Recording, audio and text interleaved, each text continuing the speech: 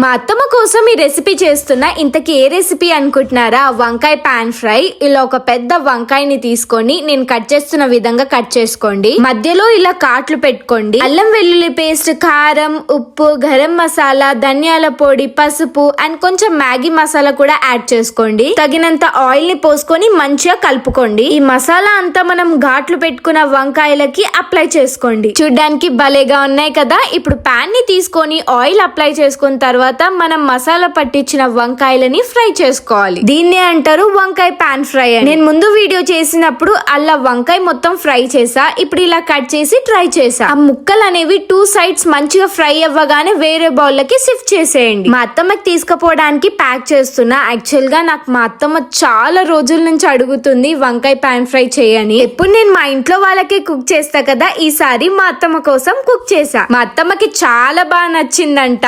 Actual గా cold ఉంది అత్తమ్మకి. ఇది తినగానే మొత్తం మాయం అయిపోవాలి చిన్ని అంటుంది నాతోని. ఈ రెసిపీ మీరు కూడా ట్రై చేసి నాకు కమెంట్ చేసి చెప్పండి ఎట్లొచ్చిందో అనేది. ఇంకా ఏం రెసిపీస్ కావాలో కింద కమెంట్ చేసి చెప్పండి. Bye bye.